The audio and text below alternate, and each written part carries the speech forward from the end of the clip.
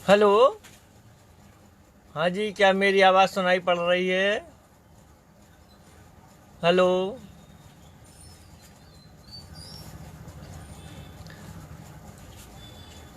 Hello.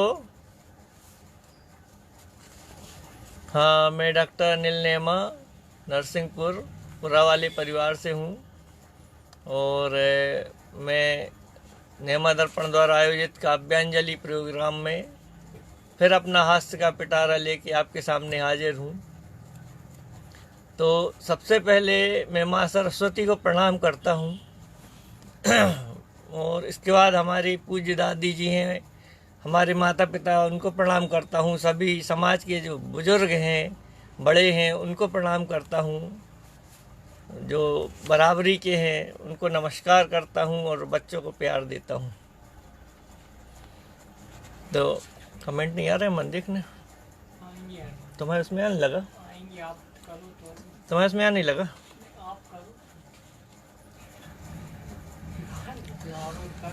तो मैं अब शुरुआत करता हूँ। और अभी जो 20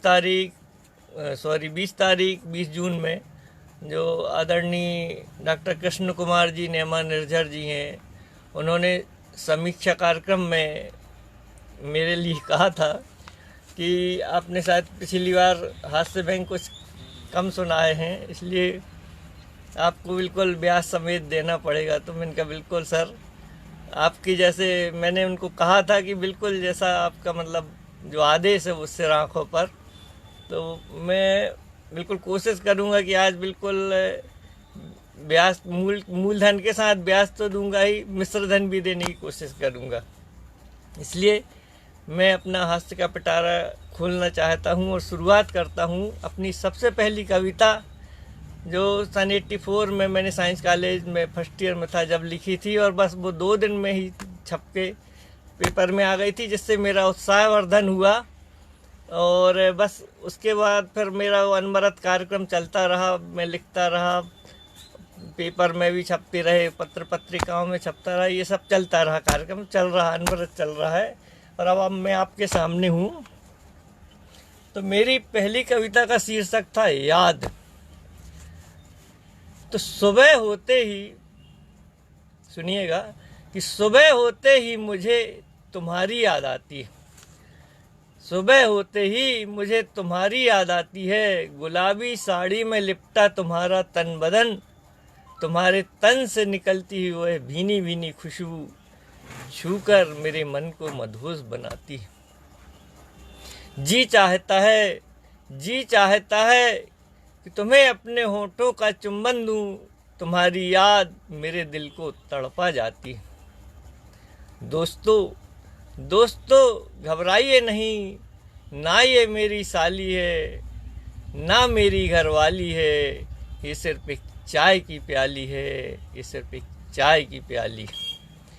आदरणीय चाचा जी प्रभु नारायण जी आ गए हैं, मैं उनको प्रणाम करता हूँ। और जो भी यहाँ पे जुड़ते जा रहे हैं, आभा नेमा जी आ गई हैं हमारी ससुराल से, हमारी सरहद जी, बहुत बहुत धन्यवाद आप सभी का, और बहुत बहुत शुक्रिया आप लोगों ने जो अमूल्य समय दे रहे हैंगे, इसके लिए बहुत बहुत धन्यवाद। अब मेरी दूसरी कविता का शीर्षक है अंगूठा छाप।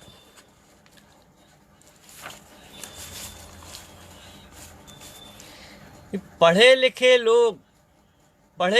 लोग अंगूठा छाप हो गए, और वक्त ने करवट बदली, अब कंप्यूटर के बाप हो गए। पढ़े लिखे लोग अंगूठा छाप हो गए, वक्त ने करवट बदली, अब कंप्यूटर के बाप हो गए। जब देखो फुर्सत में बैठे व्हाट्सएप या फेसबुक पर नज़र आते हैं, न किसी से मिलते हैं, न किसी के घर जाते हैं। जो भी कहते सुनते सब मोबाइल पर आमने सामने कभी मिल ना पाते हैं। जो भी कहते सुनते सब मोबाइल पर आमने सामने कभी मिल ना पाते हैं। तो मैं क्या एक डॉक्टर हूँ, तो मैंने इस बीमारी को एक नाम दिया है, मोबाइल फोबिया। तो मोबाइल फोबिया हम सब पर भारी है, इसकी कोई दवा नहीं, ये लाइलाज बीमारी है, ये लाइलाज बीमारी है।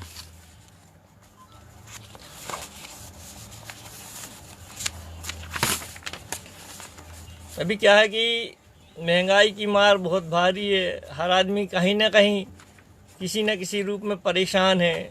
प्रीति जी आ गई हैं, धन्यवाद। देवराज जी नेमा, अरे वाह, बहुत बढ़िया। तो मैंने एक मित्र के ऊपर एक छोटी सी रचना बनाई है, वो सुनिएगा कि आंकड़ों पर टिकी है जिंदगी। मंजूषा कटलाना जी आ गई हैं, धन्यवाद। प्रीति नेमा जी आ गई हैं। आंकड़ों पर टिकी है जिंदगी। नितिन नेमा जी आ गए, वाह भाई वाह वाह। कृष्ण कुमार जी नेमा, सब लोग बहुत समय दे रहे हैं, सबका शुक्रिया, बहुत बहुत स्वागत है सभी का। अभिषेक नेमा जी, आपका भी स्वागत है। आंकड़ों पर टिकी है जिंदगी। मेरा मित्र मायूस बैठा, जिंदगी का गुड़ा भाग लगा रहा था। मेरा मित्र मायूस बैठा, जिंदगी का गुड़ा भाग लगा रहा था। ऐसा करके वो अपने सुख चैन में आग लगा रहा था। ऐसा करके वो अपने सुख चैन में आग लगा रहा था। मेरे पूछने पर बोला, यार क्या बताऊं, बीवी की साड़ी जरूरी है या घर का राशन लाऊं, कुछ समझ नहीं आता, घर खर्च कैसे चलाऊं। कुछ समझ नहीं आता, घर खर्च कैसे चलाऊं। जेब जवाब दे रही है, जेब जवाब दे रही है, और महंगाई पैर पसारे है, और आंकड़ों के चक्कर में बुरे हाल हमारे हैं। आंकड़ों के चक्कर में बुरे हाल हमारे हैं। कोई उपाय नहीं सूझता, कोई उपाय नहीं सूझता, कोई उपाय नहीं सूझता, बताते हुए हो रही है शर्मिंदगी। जीवन सिर्फ जीने का नाम, आंकड़ों पर टिकी है जिंदगी। जीवन सिर्फ जीने का नाम, आंकड़ों पर टिकी है जिंदगी। मैंने कहा कुछ लेते क्यों नहीं, मैंने कहा, थोड़ा ध्यान दीजिए, मैंने कहा कुछ लेते क्यों नहीं, लालू से सबक लो। मैंने कहा कुछ लेते क्यों नहीं, लालू से सबक लो। वो नमक में आटा लेते हैं, आप आटे में नमक लो, आप आटे में नमक लो। तो भैया हर आदमी कहीं ना कहीं परेशान है। अच्छा, 3-4 साल पहले, ज़्यादा हो गया समय, 5 साल हो गया करीब, जब एक नई बीमारी आई थी अपने यहाँ, डेंगू चिकनगुनिया। इसमें लोगों के हाथ पैर में, जोड़ों में दर्द वगैरह ये ज़्यादा रहता था और बहुत परेशान रहते थे उससे भयंकर बीमारी तो अभी आई है। खैर, मैं डेंगू चिकनगुनिया के बारे में कुछ बोलना चाहता हूँ, सुनिएगा कि एक एडीज मच्छर वो होता है जो डेंगू के लार्वा छोड़ता है या जिससे डेंगू होता है। तो एक एडीज मच्छर दूसरे से बोला, एक एडीज मच्छर दूसरे से बोला, यार इस मौसम में अपन ने बहुत मजे किए, कई लोगों को डेंगू और चिकनगुनिया के उपहार दिए, जिससे भी अपन को प्यार हुआ, समझो उसे हड्डी तोड़ बुखार हुआ। लोग भरते रहे तरह तरह से आहें, लोग भरते रहे तरह तरह से आहें, बिस्तर पर पड़े पड़े चिल्लाएं कराहें।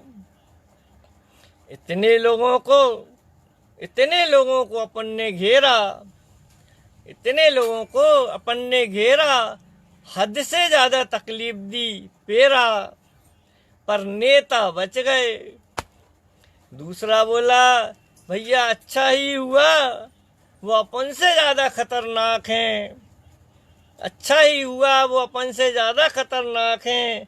कहने को नेता हैं पर देश की नाक हैं, उनको काटना तो दूर उनके पास तक मत जाना, उनको काटना तो दूर उनके पास तक मत जाना।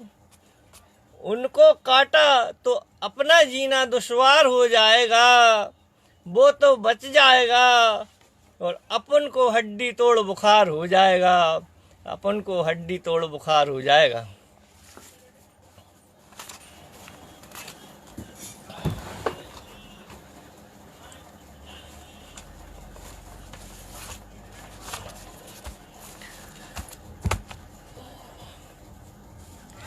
विजय नेमजियन, हाँ भाई साहब प्रणाम आपको, बहुत बढ़िया। आप भी देख रहे हैं। नितिन जी जय हो। भारती नेमा जी, चाची जी आ गई हैं, प्रणाम। मंजूषा जी वाह। अमित नेमा, अरे वाह अमित जी आ गए भैया, टाइम मिल गया आपको, बहुत बढ़िया, अच्छी बात है।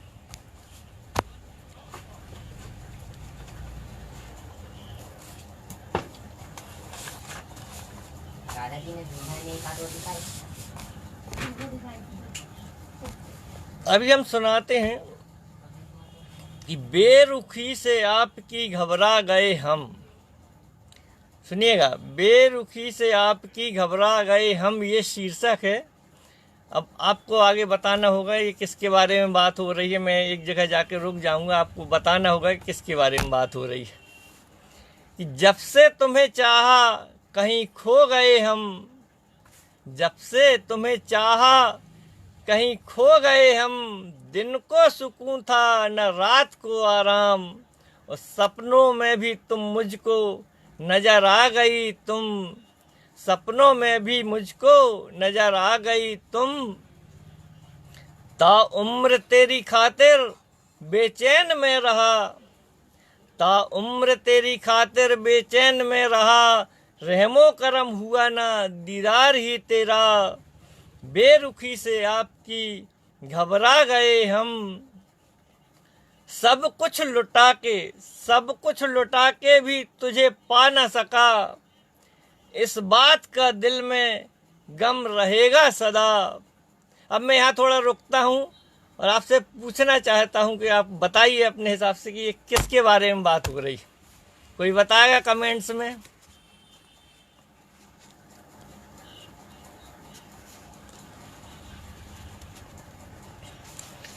हाँ जी बताइए, फिर आगे बढ़ें।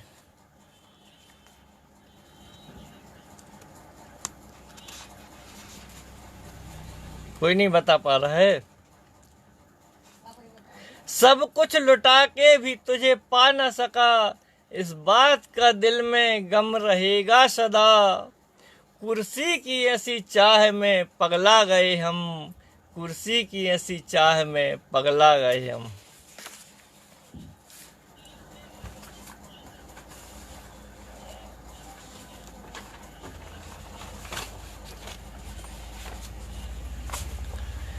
मोहब्बत, गलत गलत बोल रहा है नितिन जी, गलत, हमने पहले बता दिया। कुर्सी के बारे में बात हो रही थी, कुर्सी। चलिए ठीक है, अपने हिसाब से आपने बताया। क्या हुआ कि आजकल हर जगह थोड़े से चापलूसी तो आदमी को करनी पड़ती है, चाहे घर में हो बाहर हो कहीं पे हो। वो एक पत्नी से पति ने कहा कि आज क्या बना रही हो खाने में, तो बोले आज मेरा मूड नहीं है, आप एक काम करो होटल से ले आओ कुछ, वही खा लेंगे अपन लोग। तो पति बोला कि आज मैं ये सोच रहा था कि खाना ना खा के चलते हैं अपन, वो बहुत दिन से आपके लिए कंगन लेना था, वो आज ले आते हैंगे। तो पत्नी बोली अच्छा ठीक है, आप 2 मिनट रुकिए, मैं आपके पसंद के पकौड़े बना के लाती हूँ कहीं। तो भैया थोड़ा बहुत चापलूसी हर जगह करना पड़ता है। तो मैं सुनिए एक बहुत बढ़िया मज़ेदार रचना आपके सामने लेके आया हूँ। तेरे रहमों पे जीता हूँ सजनी में पका पपीता हूँ, तेरे रहमों पे जीता हूँ सजनी में पका पपीता हूँ। तुम वाइट कलर में काला हूँ, तुम वाइट कलर में काला हूँ, सजनी में बड़ा निराला हूँ। तुम भरी हुई एक बोतल हो, मैं खाली जाम का प्याला हूँ, जिसे घूंट घूंट में पीता हूँ, सजनी में पका पपीता हूँ। और आगे सुनिए कि कैसे कैसे उनकी चापलूसी हो रही, कैसे बड़ाई कर रहे हैं वो अपने पत्नी की। कि तुम नारंगी में पका आम, तुम होत सुबह में ढली शाम, मैं मीठा दर्द तुम मेरी बाम, तेरे कारण ही है आराम, इसी तरह मैं तो जीता हूँ, सजनी में पका पपीता हूँ। तू रूप महल में आंगन हूँ, तू बदली है मैं सावन हूँ, तू सजनी है मैं साजन हूँ, तू सब कुछ मैं मन भावन हूँ, तुझे देख देख मैं जीता हूँ, सजनी में पका पपीता हूँ। तू रेशमी साड़ी में फटा पैंट, तू नौकरी पेशा में हाउस हस्बैंड, तू रेशमी साड़ी में फटा पैंट, तू नौकरी पेशा में हाउस हस्बैंड, तू शहनाई में श्याम बैंड, तू मैं एक महल में एक टेंट में फटे हाल ही जीता हूँ, सजनी में पका पपीता हूँ, सजनी में पका पपीता हूँ। तो भैया सब अपने अपने तरीके से अपना जीवन जीते हैं, कोई कुछ कहता है, कोई कुछ कहता है किसी को। आशा नेमा जी आ गए हैं, संजय नेमा जी, वाह, नितिन जी जुड़े हुए हैं। चलिए जो जो आ रहा है सबका स्वागत है। चाचा जी प्रणाम। गोविंद नेमा जी आ गए हैं, सबका धन्यवाद है। दीपक नेमा, अरे वाह। आशीष नेमा जी, वाह वाह वाह। चलो भाई, सबको कम से कम मेरी रचनाओं में मज़ा आ रहा है, सबका मनोरंजन हो रहा है, ये बहुत बड़ी बात है। सबको पसंद आ रही हैं। अभी देखिए, टीवी बनाम बीवी।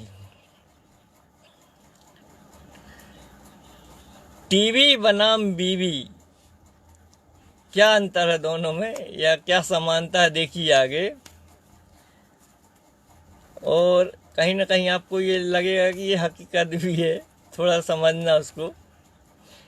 कि टीवी बिगड़ जाती है तो बंद हो जाती है, टीवी बिगड़ जाती है तो बंद हो जाती है, और बीवी बिगड़ जाती है तो शुरू हो जाती है। टीवी के लिए मैकेनिक को बुलाना पड़ता है, और बीवी के लिए जरा प्यार से मनाना पड़ता है। टीवी सुधर जाती है तो पिक्चर आवाज साफ आती है, टीवी सुधर जाती है तो पिक्चर आवाज साफ आती है, और बीवी सुधर जाती है तो कानों में मिश्री घुल जाती है। टीवी बिगड़ ना पाए, थोड़ा ध्यान दीजिए, कि टीवी बिगड़ ना पाए, मेंटेनेंस करते रहो, और बीवी बिगड़ ना पाए, इसलिए मूड चेंज करते रहो। घर के कोने की सुंदरता, घर के कोने की सुंदरता टीवी से होती है, और मन के कोने की सुंदरता बीवी से होती है।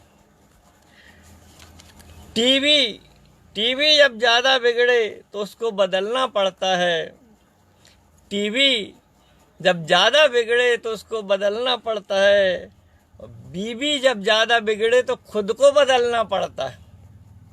बीवी जब ज़्यादा बिगड़े तो खुद को बदलना पड़ता है।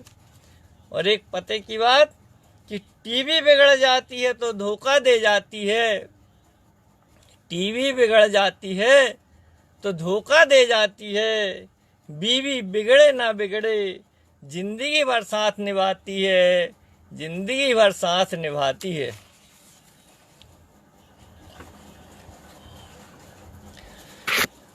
भैया एक है तो मतलब छोटी सी एक कहानी रूप में है। और कहानी के साथ में ये आपके लिए एक कहना चाहिए, एक नसीहत टाइप की भी है कि भाई आप कैसे अपना काम निकाल लें किस टाइप से, और आपको शर्मिंदा भी ना होना पड़े। तो सुनिएगा कि पहली बार ससुराल पहुंचने पर दामाद जी का भव्य स्वागत हुआ, अच्छी आवभगत हुई।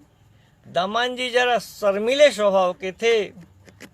जब दामाद जी बहुत शर्मीले स्वभाव के थे, जब खाना खाने बैठे तो उनके साथ उनके ससुर जी बैठे, 3-4 साले थे वो साथ में बैठे, और सासू माँ खाना परोस रही थी।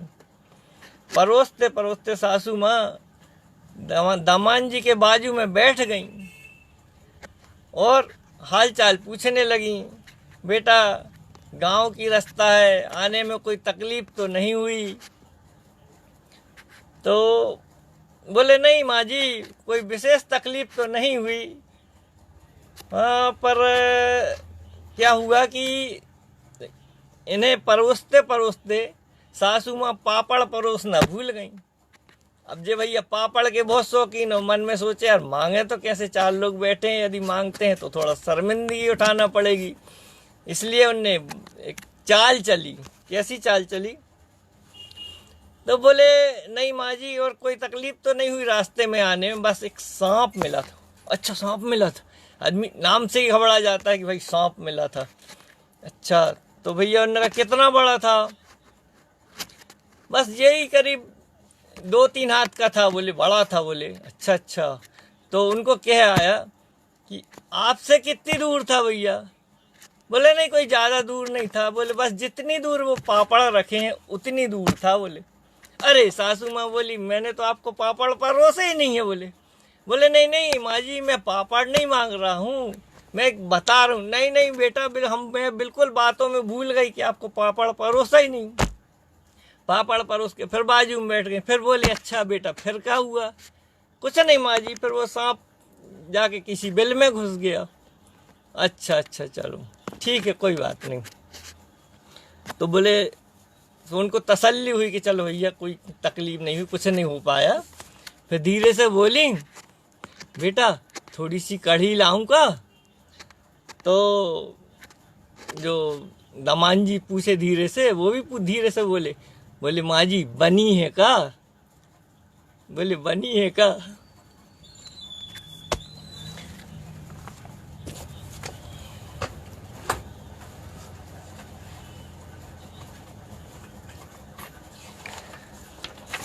मधु नेमा जी, अच्छा चलिए। नितिन नेमा, और कौन जुड़ रहे हैं? भारती जी और चाची जी। हाँ हाँ हाँ, नीर नेमा, अरे नीर नेमा भाई। मंजूषा कटलाना जी, अच्छा चलिए, सब लोग जुड़ते जा रहे हैं, बहुत अच्छी बात है।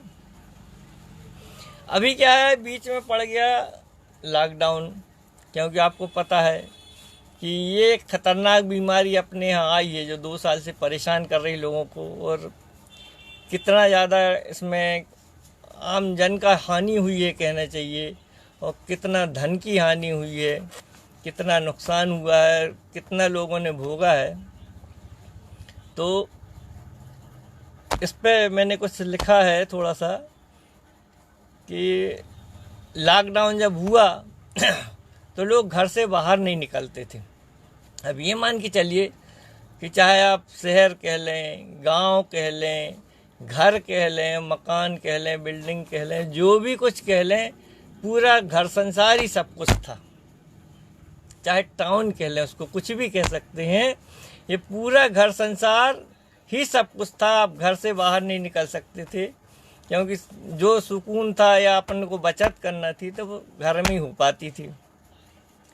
तो एक पत्नी अपने पति से क्या कहती है, ये सुनिएगा कि पिया घर से न निकलो लॉकडाउन में, ओ पिया घर से न निकलो लॉकडाउन में, घुसे रहो अपने टाउन में। पिया घर से न निकलो लॉकडाउन में, घुसे रहो अपने टाउन में।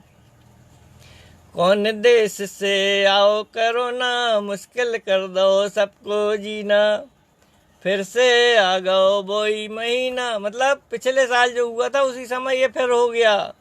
तो फिर से आ गओ वही महीना, नाम से इसके छूटे पसीना, जान आफत में आ गई घबराऊं मैं, घुसे रहो अपने टाउन में, पिया घर से न निकलो लॉकडाउन में, घुसे रहो अपने टाउन में।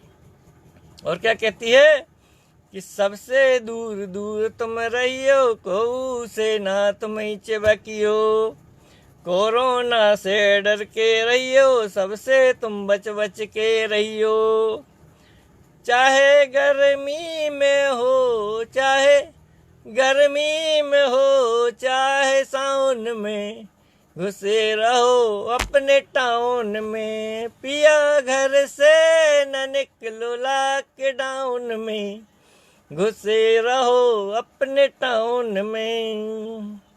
और आगे क्या समझाती है कि खुद की अगर तुम चाहो सुरक्षा, मास्क लगा लो कर लो रक्षा, खुद की अगर तुम चाहो सुरक्षा, मास्क लगा लो कर लो रक्षा, 2 गज की तुम दूरी कर लो, सैनिटाइजर से हाथ भी धो लो, 2 गज की तुम दूरी कर लो, सैनिटाइजर से हाथ भी धो लो, कछु ना हो तो धो लो सिर्फ साबुन में, घुसे रहो अपने टाउन में, पिया घर से न निकलो लॉकडाउन में, घुसे रहो अपने टाउन में।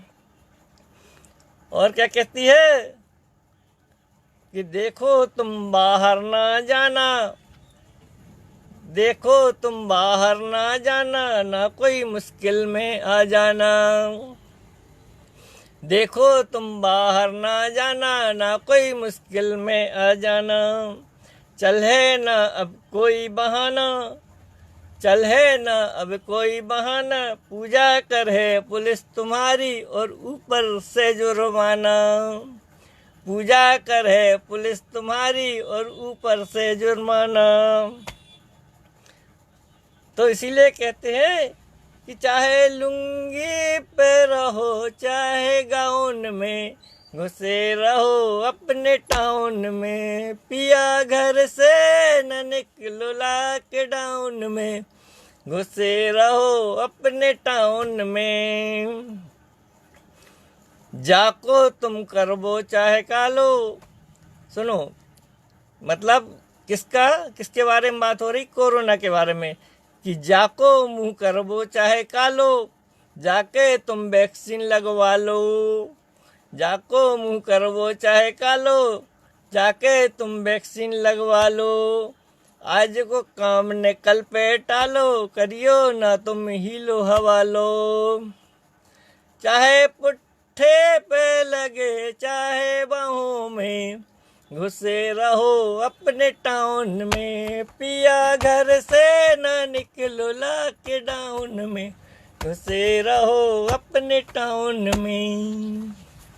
भैया एक पति के लिए नसीहत थी।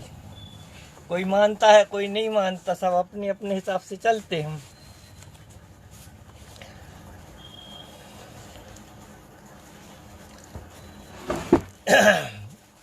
अच्छा, शराबियों की हालत तो पता है आपको। शराबी लोग, जेपी नेमा जी आ गए हैं। नमस्ते चाचा जी। कि शराबियों की स्थिति क्या है, कहाँ कहाँ कैसे पड़े रहते हैं, सुनिएगा। इसका शीर्षक है शराब के नशे में। शराब के नशे में एक शराबी शराब के नशे में धुत नाली में पड़ा था और पास ही उसके स्वागत के लिए कुत्ता खड़ा था। मैंने उससे पूछा, कुत्ते से नहीं, मैंने उससे पूछा, क्यों भाई तू नाली में क्यों पड़ा है, और हाँ तेरे पास ये कुत्ता क्यों खड़ा है? वो बोला, साहब ये तो हमारा पेशा है, ये तो हमारा पेशा है। क्या आपने किसी शराबी को सिंहासन पर चढ़े देखा है? आपको क्या पता, आपको क्या पता इसमें कितना आनंद आता है। जो इसमें डूबता है वही इसका आनंद उठाता है, जो इसमें डूबता है वही इसका लुत्फ उठाता है, और दूसरा अन्य कोई ये इसका मजा कैसे पाएगा। और हम जैसे शराबियों के स्वागत के लिए कुत्ता नहीं तो क्या कोई नेता आएगा, कुत्ता नहीं तो क्या कोई नेता आएगा।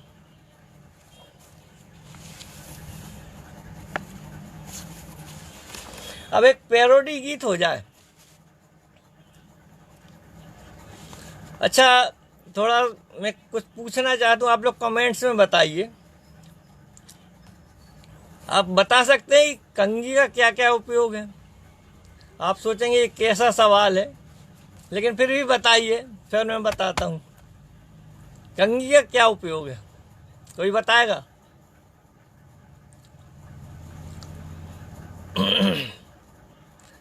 अंशुल नेमा जी आ गए हैं, और कौन कौन है? चलिए, सब जुड़ते जा रहे हैं। बहुत बहुत धन्यवाद, सबने अपना अमूल्य समय दे रहेंगे। हाँ जी, कोई नहीं बता पा रहा? सुनाए। चलिए मैं सुनाता हूँ। इसका शीर्षक है खुजली। क्या? खुजली। तो एक पैरोडी गीत है, सुनिएगा।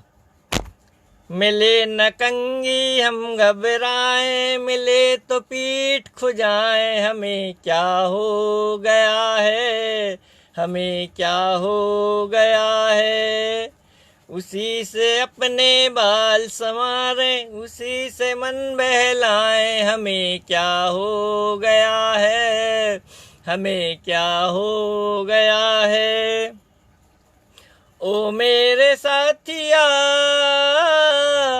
खुजली चले है अंग अंग में, होए होए। ओ मेरे साथिया, खुजली चले है अंग अंग में। जब भी हो खुजली मुझको पाउडर मले हैं सारे अंग में। फिर भी बैरन मिट ना पाए, बेचैनी सी सताए, हमें क्या हो गया है, हमें क्या हो गया है। ओ सोने जोगिया, जब भी खुजाऊं मैं, आए मजा भी इस तरंग में, होए होए। ओ सोने जोगिया, जब भी खुजाऊं मैं, आए मजा भी इस तरंग में। पाउडर लगाऊं मैं, राहत सी मिलती थोड़ी संग में। स्वर्ग का सुख है मिलता जाए, जब भी हम खुजाएं, हमें क्या हो गया है, हमें क्या हो गया है। ओ बोले साथिया, पहनो धुले ही कपड़े, स्वच्छ रहो हर उमंग में, होए होए। ओ बोले साथिया, पहनो धुले ही कपड़े, स्वच्छ रहो हर उमंग में। ले लो तुम गोली दवाई, खुजली से होगे कभी तंग ना। डाल डिटाल जब भी नहाए, डाल डिटाल जब भी नहाए, कभी न हम खुजाएं, हमें क्या हो गया है, हमें क्या हो गया है। मिले न कंगी हम घबराएं, मिले तो पीठ खुजाए, हमें क्या हो गया है, हमें क्या हो गया है। उसी से अपने बाल संवारे, उसी से मन बहलाए, हमें क्या हो गया है, हमें क्या हो गया है। उम्मीद है आपको पसंद आ रही होंगी रचनाएं, आपका भरपूर मनोरंजन हो रहा होगा। अच्छा, आपने कंजूस तो देखे होंगे, देखे हैं ना? कहाँ तक कितने कंजूस देखे हैं, कोई बता सकता है? कंजूसी की हद, इस जो हम आगे की कविता सुना रहे हैं, इसका शीर्षक है कंजूसी की हद। सुनिए कहाँ तक कंजूसी की हद हो सकती है, मजा आएगा आपको। कि पति पत्नी हद से ज्यादा कंजूस थे, पति पत्नी हद से ज्यादा कंजूस थे, यानी कि मक्खी चूस थे। सुबह उठते ही पति टहलने गया, सुबह उठते ही पति टहलने गया, रास्ते में उसे याद आया, रात भर से लैंप जल रहा है, रात भर से लैंप जल रहा है। पत्नी ने बुझाया कि नहीं, पत्नी ने बुझाया कि नहीं, बुझाया तो कैसे बुझाया, बुझाया तो कैसे बुझाया, उसे याद है कि नहीं। पता था, कहीं से सुन रखा था उनने, पता था कि मुंह से बुझाने पर तेल ज्यादा जलता है, मुंह से बुझाने पर तेल ज्यादा जलता है। और महंगाई के आलम में, महंगाई के आलम में बचत से ही काम चलता है। वह वापस आया और पूछा, वापस आया और पत्नी से पूछा कि लैंप बुझाया कि नहीं और कैसे बुझाया, ज्यादा तेल जला तो नहीं। वह बोली दोनों उंगली से पकड़कर लो को दबा दिया, दोनों उंगली से पकड़कर लो को दबा दिया, और इस तरह मैंने लैंप बुझा दिया। और कालिख चाट गए। पत्नी बोली, पर तुम क्यों लौटाए, तुम क्यों लौटाए, तुम्हारी चप्पल न घिस गई होंगी, तुम्हारी चप्पल न घिस गई होंगी, मुझे तो यही चिंता सताए है। वह बोला, कैसे घिस पाती, कैसे घिस पाती, ये देखो हम काख में दबाए हैं, ये देखो हम काख में दबाए। तो भैया एक से एक हैं कंजूस।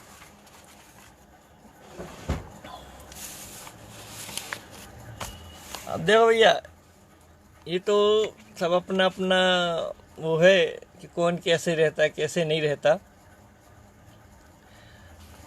अभी मैं बताना चाहता हूँ कि पति पत्नी के बारे में कि कैसे रहना चाहिए, और ये एक प्रकार से एक संदेश भी ये कहना चाहिए कि पति पत्नी ऐसे रहें, पति पत्नी ऐसे रहें गाड़ी के दो चाक, पति पत्नी ऐसे रहें गाड़ी के दो चाक, दोनों मिलकर साथ चलें बनी रहेगी धाक, बनी रहेगी धाक, बनी रहेगी धाक की एक दूजे की माने, बनी रहेगी धाक की एक दूजे की माने। और जो भी कहे गृह लक्ष्मी उसे आदेश ही माने, जो भी कहे गृह लक्ष्मी उसे आदेश ही माने। और पति का कहना मान, पति का कहना मान उसका मान बढ़ाएं, पति का कहना मान उसका मान बढ़ाएं। एक दूजे की कद्र करें जीवन सफल हो जाए, और आपस में सामंजस्य हो, आपस में सामंजस्य हो, ना होगी तकरार।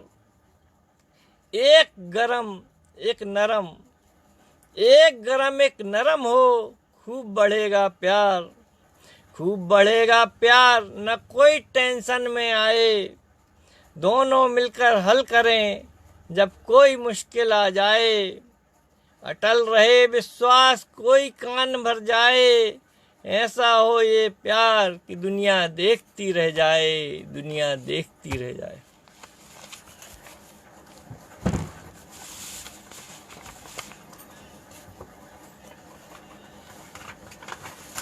कुसुम नेमा जी, अरे वाह। जी जी जी आएंगे, आइए, स्वागत है आपका। जी जी जी, बड़ी जी जी जी।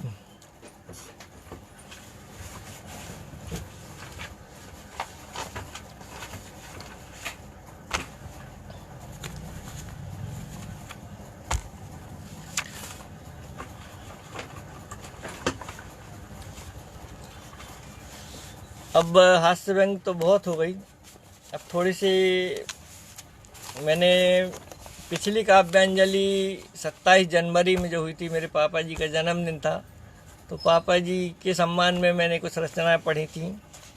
मैं थोड़ा माँ के बारे में भी कुछ पढ़ना चाहता हूँ।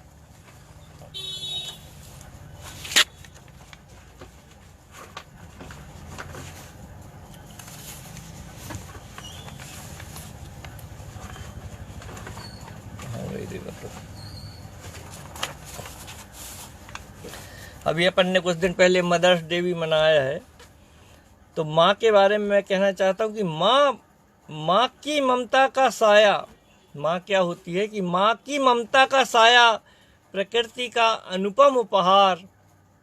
माँ की ममता का साया प्रकृति का अनुपम उपहार। आसमां से ऊंचा माँ का आंचल, आसमां से ऊंचा माँ का आंचल, माँ का निश्चल प्यार। सिर पर माँ का हाथ और सिर रखने माँ की गोद। दुनिया का राज सिंहासन सब बेकार। जिस घर में होती है माँ, सबसे सुखी वही परिवार, सबसे सुखी वही परिवार। अब माँ की महिमा क्या है, ये मैंने अपने शब्दों में ढाला है, सुनिएगा। नीरज नेमा मनमोह जी आ गए, बहुत बढ़िया। मनोज जी आ गए, धन्यवाद है आप सभी का, बहुत स्वागत है। कि माँ से बड़ा कोई नहीं जग में, माँ से बड़ा कोई नहीं जग में। जब भी हम कलम उठाते हैं, माँ से बड़ा कोई नहीं जग में। जब भी हम कलम उठाते हैं, माँ की व्याख्या करने को शब्द कम पड़ जाते हैं, माँ की व्याख्या करने को शब्द कम पड़ जाते हैं। माँ तो वो अनमोल धरोहर है, माँ तो वो अनमोल धरोहर है जो सागर से गहरी है। माँ तो वो अनमोल धरोहर है जो सागर से गहरी है। उसके आगे अंबर की ऊंचाई नतमस्तक होकर ठहरी है, नतमस्तक होकर ठहरी है। खुद की वो परवाह न करती, खुद की वो परवाह न करती, खुद गीले में सोती है। खुद की वो परवाह न करती, खुद गीले में सोती है। सूखे में वो हमें सुलाती, सूखे में वो हमें सुलाती, और मेरे आंसू आने के पहले वो रोती है। माँ का जब वात्सल्य उमड़ता, माँ का जब वात्सल्य उमड़ता, उसका आंचल भर आता है। माँ का जब वात्सल्य उमड़ता, उसका आंचल भर आता है। माँ की गोदी में ही बच्चा सारे सुख पा जाता है, सारे सुख पा जाता है। रिश्ते बहुत यहाँ पर हैं, रिश्ते रिश्ते बहुत यहाँ पर हैं, पर माँ ही जग में छाई है। माँ है वो अनमोल रतन, माँ है वो अनमोल रतन, जिसके अंदर सारी ममता समाई है, सारी ममता समाई है। जब भी मैं बाहर से आया, जब भी मैं बाहर से आया, क्या लाए ये सबने पूछा है, क्या लाए ये सबने पूछा है। माँ की ममता तब जग जाती, पूछती मेरा बेटा क्या भूखा है। मेरा बेटा क्या भूखा है। माँ की कीमत उनसे पूछो, माँ की कीमत उनसे पूछो, जिनकी माँ छोड़ जाती है। किस्मत वाले वो होते हैं जिनकी माँ हमेशा साथ निभाती है, हमेशा साथ निभाती है। माँ होती है गहरी छाँव, माँ होती है गहरी छाँव, जिंदगी एक धूप है। इस धरती पर माँ तू ही, इस धरती पर माँ तू ही ईश्वर का एक रूप है, ईश्वर का एक रूप है, ईश्वर का एक रूप है। भैया माँ से बढ़ के कोई नहीं है।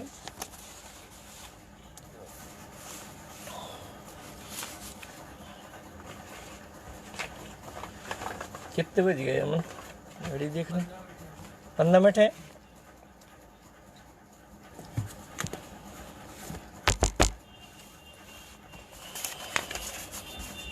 अब कुछ छड़िकाएं हो जाए।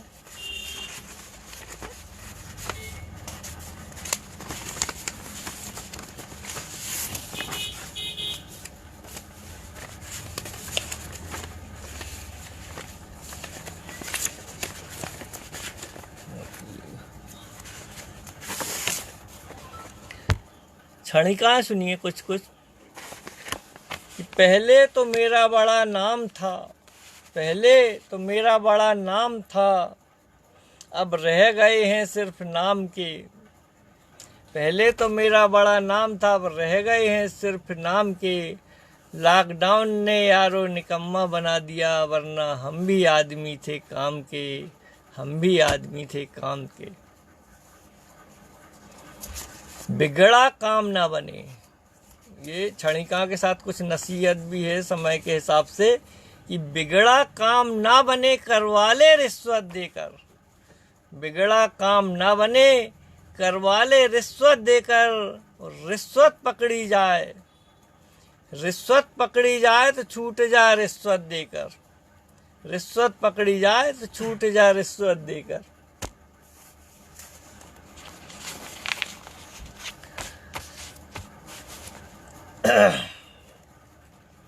एक नेताजी थे, दहेज विरोधी थे। नेताजी दहेज विरोधी थे। तो सुनिएगा कि उन्होंने अपने दहेज विरोधी होने का, उन्होंने अपने दहेज विरोधी होने का प्रमाण कुछ इस तरह दिया। उन्होंने अपने दहेज विरोधी होने का प्रमाण कुछ इस तरह दिया।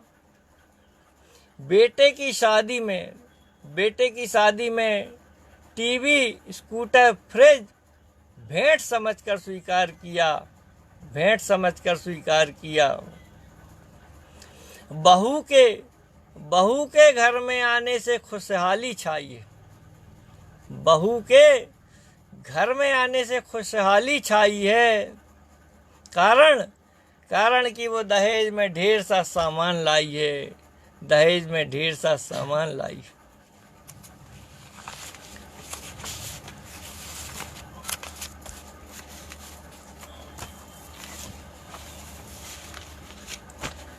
मैंने उनसे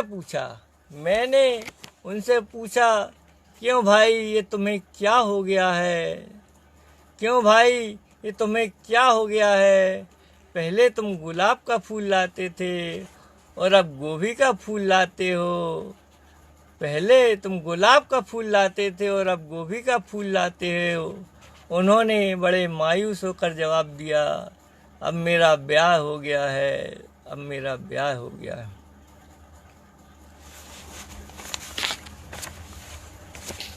एक लड़की बहुत पूजा पाठ करती थी, शंकर जी की अनन्य भक्त थी।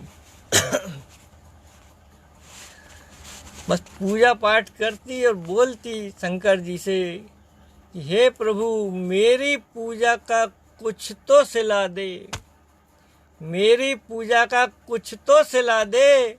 अपने लिए नहीं मांगती, अपने लिए नहीं मांगती, पर माँ के लिए एक सुंदर सा दामन दिला दे, माँ के लिए एक सुंदर सा दामन दिला दे।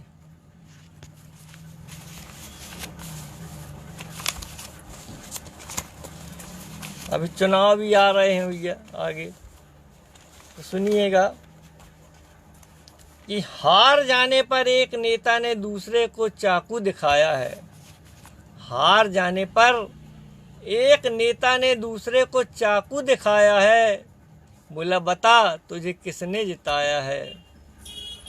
बोला बता तुझे किसने जिताया है। तो दूसरा बोला हार जीत तो अपने हाथ है।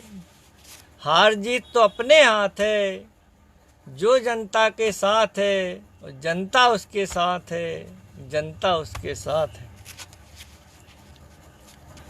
जनता ने, आगे सुनिए दूसरा नेताओं के बारे में, कि जनता ने उन्हें वोट देकर जिताया।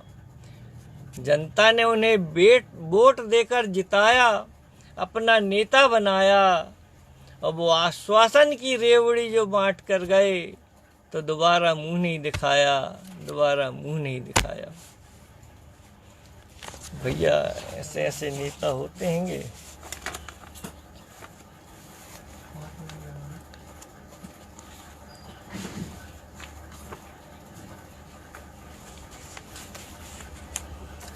अच्छा, कोई बता सकता है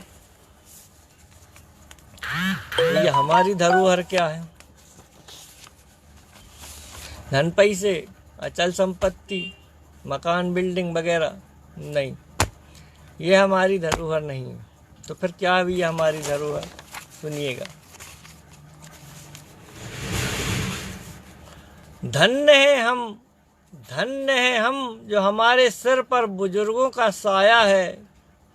धन्य है हम जो हमारे सिर पर बुजुर्गों का साया है। ये हमारे जीवन की धरोहर हैं।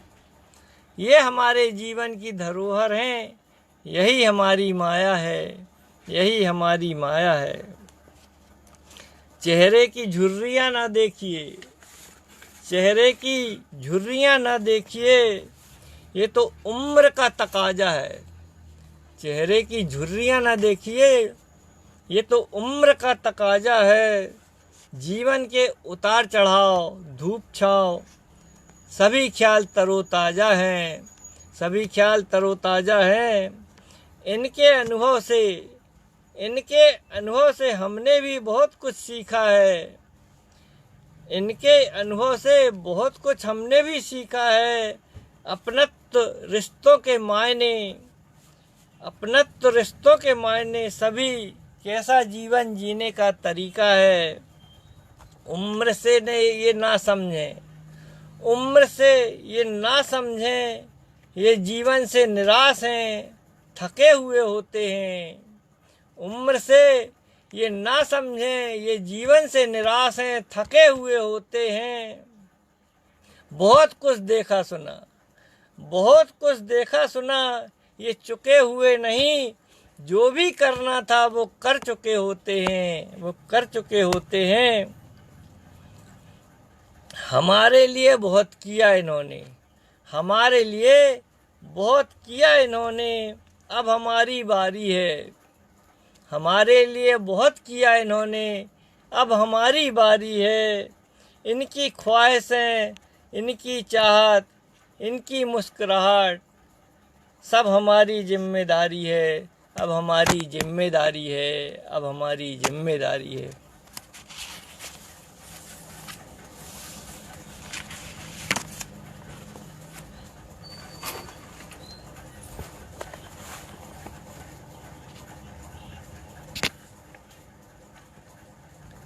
कितने बज गए मन देख रहे हैं जरा घड़ी? हैं? 6 मिनट है।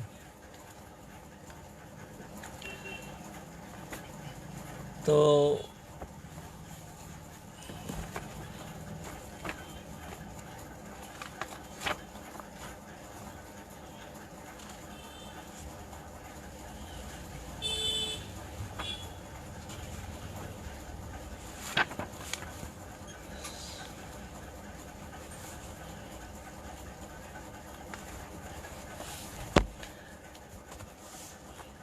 अब सुनिए,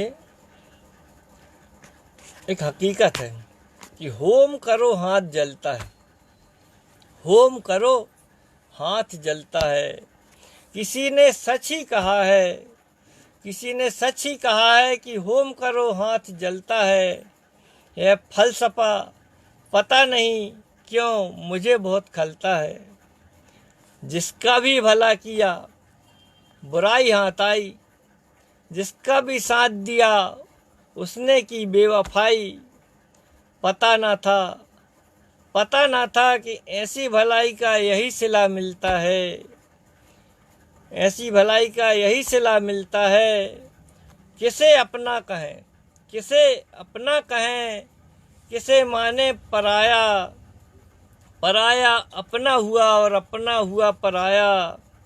किस काम का अपनत्व, किस काम का अपनत्व मुझे बहुत खलता है। आज जिस मोड़ पर हम खड़े हुए हैं, आज जिस मोड़ पर हम खड़े हुए हैं, दुनिया के रंग ढंग देखकर बड़े हुए हैं, दुनिया के रंग ढंग देखकर बड़े हुए हैं। हमने देखा है इंसान कैसे कैसे रंग बदलता है। इसीलिए कहते हैं अनिल कि ज़माना ठीक नहीं आजकल। जिस तरफ देखो मिलेगा धोखा, कपट, छल। इनसे जो बच निकले वही इंसान चलता है। और ज़माना है सिर्फ अपना सोचो, ज़माना है सिर्फ अपना सोचो। दुनिया जाए भाड़ में, जो करना है कर डालो, जो करना है कर डालो। दूसरों की भलाई की आड़ में मौका फिर न मिलेगा, मौका फिर न मिलेगा। और काम ऐसे ही चलता है, काम ऐसे ही चलता है। और भैया होम करो तो हाथ जलता है।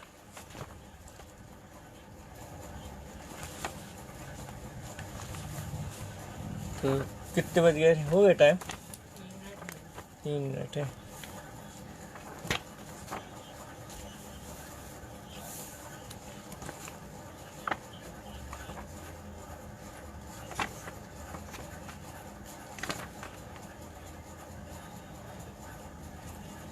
प्रीति ने मवा, और कौन कौन है?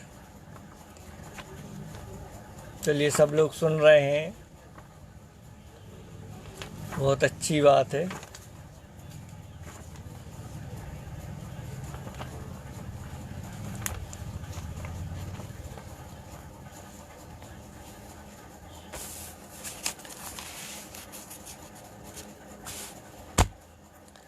अब लास्ट कविता मेरी सुनिए, परिचय। इसका शीर्षक है परिचय। आज मौसम बड़ा सुहाना था, आज मौसम बड़ा सुहाना था, जिसका हम लुत्फ़ उठा रहे थे, जिसका हम लुत्फ़ उठा रहे थे। मैं और मेरे भाई साहब यूं ही टहलने जा रहे थे, मैं और मेरे भाई साहब यूं ही टहलने जा रहे थे। अचानक मैं बहुत खुश हुआ। रास्ते में मेरा मित्र मिला, उसका भी चेहरा खिला, वह भी प्रसन्नता से गले मिला। भाई साहब को देखकर बोला, ये कौन साहब हैं? भाई साहब को देखकर बोला, ये कौन साहब हैं? मैंने कहा, ये मेरे बड़े भाई साहब हैं, ये मेरे बड़े भाई साहब हैं। सुनते ही उसके माथे की तन गई रेखा। बोला, पहले तो इन्हें कभी नहीं देखा, इनके बारे में कुछ बताइए, मुझे उत्सुकता हो रही है, जानने की चाहत है।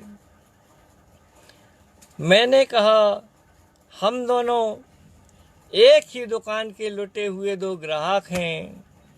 अच्छा, कोई बता सकता है कौन है? बताइए, कोई कमेंट में बताइए कौन है।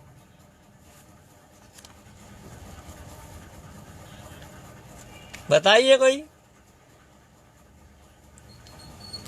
मैंने कहा, हम दोनों एक ही दुकान के लुटे हुए 2 ग्राहक हैं, यानी हम दोनों एक ही ससुराल के जमाई हैं।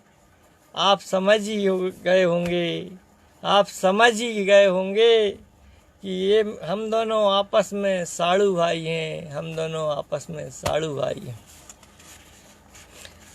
चलिए, बहुत समय आपका लिया और आपने भी अमूल्य समय दिया, और आप लोग जुड़े, आप लोग आए, आपने सुना, मुझे झेला, और आप लोगों को कविताएं, मेरी रचनाएं पसंद आई, इसके लिए बहुत बहुत धन्यवाद। प्रभु नारायण जी नेमा चाचा जी का धन्यवाद, और जो भी नेमा दर्पण के सभी पदाधिकारीगण हैं सभी को बहुत बहुत धन्यवाद। और ये जो कार्यक्रम आपने बनाया नेमा दर्पण पे, इसको लेके आए, हम लोगों को मौका दिया आप लोगों से रूबरू होने का, इस सब के लिए सभी का बहुत बहुत धन्यवाद और सभी का बहुत बहुत आभार। फिर कभी यदि मौका मिला तो ज़रूर आपके सामने रूबरू होऊंगा। बहुत बहुत धन्यवाद, बहुत बहुत धन्यवाद। ठीक है, 9 बज गए, कितने बजे?